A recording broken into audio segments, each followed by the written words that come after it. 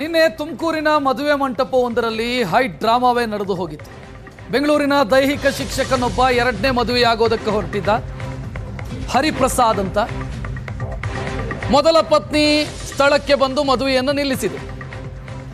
ಇವತ್ತೀಗ ಇದೇ ಕೇಸಿಗೆ ಸಂಬಂಧಿಸಿ ಎರಡನೇ ಮದುವೆ ಆಗೋದಕ್ಕೆ ಹೋಗಿದ್ದಂತ ಅಂದರೆ ನಿನ್ನೆಯ ಮದುಮಗಳು ಆಕೆ ಈಗ ಹರಿಪ್ರಸಾದ್ ಮೇಲೆ ಕಂಪ್ಲೇಂಟ್ ಕೊಟ್ಟಿರೋದು. ನನಗೆ ಮೋಸ ಆಗಿದೆ, ಮೊದಲ ಮದುವೆ ಆಗಿದ್ದಾನೆ ಅನ್ನೋದನ್ನು ಮುಚ್ಚಿಟ್ಟು ಎರಡನೇ ಮದುವೆ ಆಗೋದಕ್ಕೆ ಹೊರಟಿದ್ದ, ನನಗೆ ಮೋಸ ಆಗಿದೆ ಅಂತ ಈಗ ದೈಹಿಕ ಶಿಕ್ಷಕ ಹರಿಪ್ರಸಾದ್ ವಿರುದ್ಧ ದೂರು ಕೊಟ್ಟಿರು. ಮೊದಲ ಪತ್ನಿ RR ನಗರ ಪೊಲೀಸ್ ಸ್ಟೇಷನಲ್ಲಿ ದೂರು ಕೊಟ್ಟಿದ್ರು. ಈಗ ಈತ ಮದುವೆ ಆಗೋದಕ್ಕೆ ಹೊರಟಿದ್ದಂಥ ಮಹಿಳೆ ತುಮಕೂರು ಜಿಲ್ಲೆಯ ಕುಣಿಗಲ್ ತಾಲೂಕಿನ ಅಮೃತೂರ್ ಪೊಲೀಸ್ ಠಾಣೆಗೆ ದೂರು ಕೊಟ್ಟಿದ್ದಾರೆ.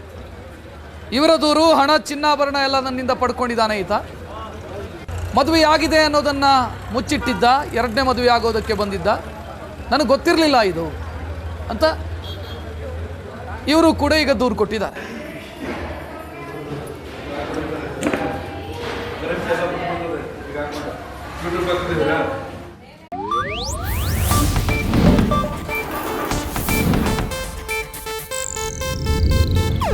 ಇದು ಏಷ್ಯಾನೆಟ್ ನ್ಯೂಸ್ ನೆಟ್ವರ್ಕ್ ಪ್ರಸ್ತುತಿ.